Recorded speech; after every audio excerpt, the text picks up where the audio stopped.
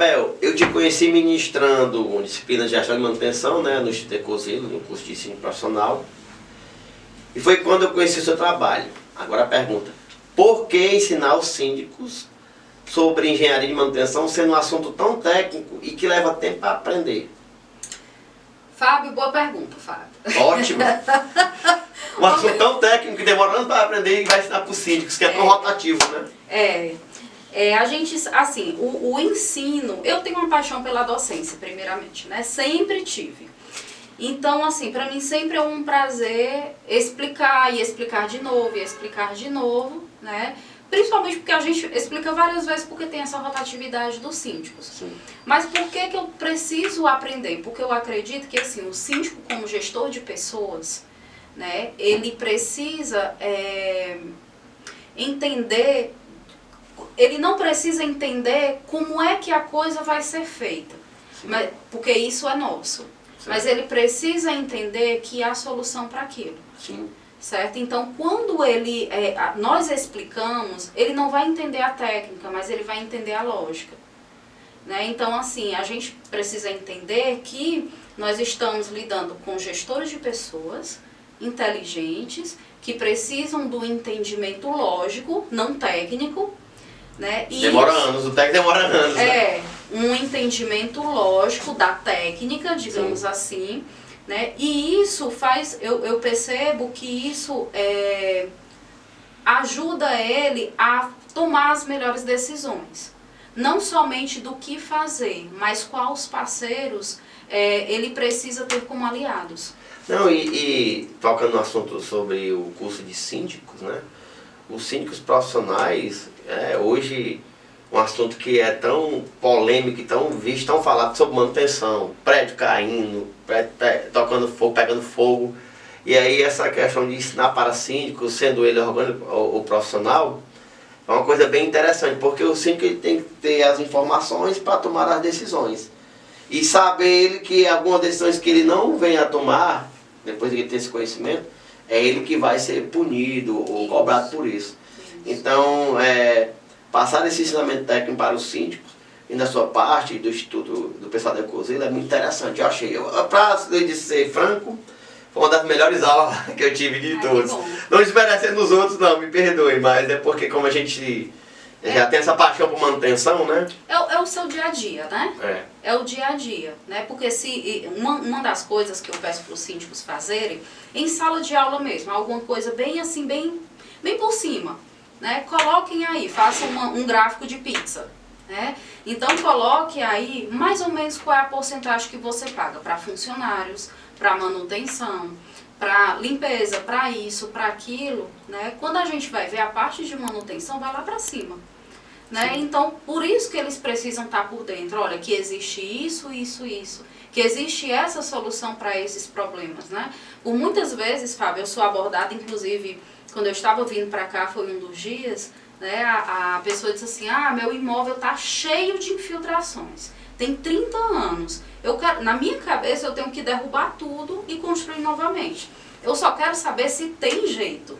Eu disse assim, tem jeito. Sabe? Sim. Então, assim, existem algumas coisas, né, que a gente precisa para dar o diagnóstico e depois a solução. Mas para as pessoas entenderem, Fábio, uma coisa assim, você falando sobre curso de síndico profissional, não somente para síndico de carreira, né, mas para os síndicos orgânicos também. Uma coisa que eu tenho achado assim incrível nos últimos anos, né, que Fortaleza vem investindo, nessa questão de formação, né, de levar conhecimento para o síndico. Porque a gente sabe que até pouco tempo atrás, síndico era o aposentado pagador de conta. E tem uma coisa que está acontecendo agora, eu estou sentindo a nível Marva, quando alguém liga pra gente, ou conhece e aciona de alguma forma, eles pediam só assim, cara, me manda um orçamento aí de uma bomba, ou de um sistema. Queria que a gente nem fosse no condomínio. Não, a gente tem que ir, a gente faz o nosso relatório, né? E eles, não, eu quero 3 orçamentos. E aí é aquela, ou mais caro, mais barato do meu pega do meu. Aí como é que a gente ia acertar?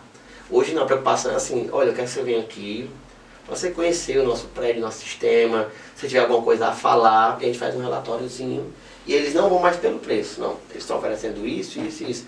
E essas capacitações que vocês fazem, você vai abrindo os olhos e eles ficam com um olhar mais técnico. Sim. Para todo, a manutenção não é só bombas, é para jardim, para tudo. Para cavar um poço, olha, como é que é a água, eu quero a qualidade, eu quero o exame do que tem na água, enfim, eles vão ficando mais com uma visão mais clínica. Não é aquela coisa, não, é só 3 orçamentos do meio a gente pega, não é? Para avaliar. Para avaliar. Fábio, uma das perguntas que eu faço, eu gosto muito de fazer perguntas para os síndicos, até os síndicos profissionais de carreira, para eles ficarem, para eles refletirem.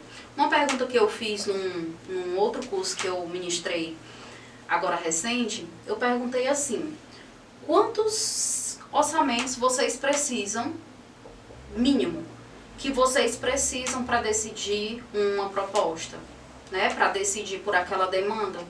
3. Todo mundo concorda? 3? Certo. A classe tinha o quê? Umas 15, 20 pessoas? Todo mundo concorda? 3? Ok. E por que vocês pedem 10, 11? Aí eu ficaram, parece que tomaram um susto, né?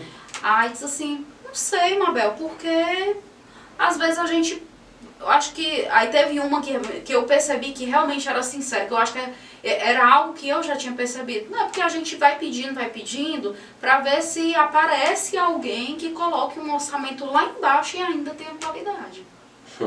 Né? Em outras palavras, a síndica disse isso. Eu disse assim, gente, é simplesmente por uma coisa. Vocês não precisavam desse orçamento, vocês só precisavam de 3. A questão é porque vocês precisam colocar critérios de avaliação. Né? E é isso que a gente coloca, Fábio, dentro da nossa assessoria. Quando a gente presta um serviço, por exemplo, de orçamentação, né? Por exemplo, vamos lá, eu preciso de uma revitalização de fachada. Eu preciso colocar critérios de avaliação, tanto no orçamento quanto em cima das empresas. Sim. Certo? Para avaliar as empresas participantes, ou seja, eu só mando a solicitação de orçamento antes somente depois que passarem por esses critérios, certo? E o orçamento ainda passa por um critério. Tu tá falando em critério, tá vindo uma coisa aqui na minha cabeça, assim.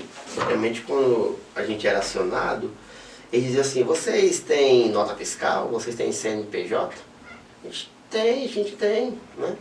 E até depois que caiu o André, ele, vocês têm RT, os seus funcionários têm os cursos, têm carteira assinada, e começam a pedir várias coisas, né? Sim. Então, o que tu tá falando exatamente está funcionando isso na pele. Os síndicos estão tendo mais critérios para escolher as empresas para irem fazer um orçamento. Não é só vem cá e me dar um orçamento, não. Eu vou pegar 10 aqui, o menor preço não. Eles já tem critérios, já tem um checklist dos critérios. Eu acho que eles estão tendo aula contigo.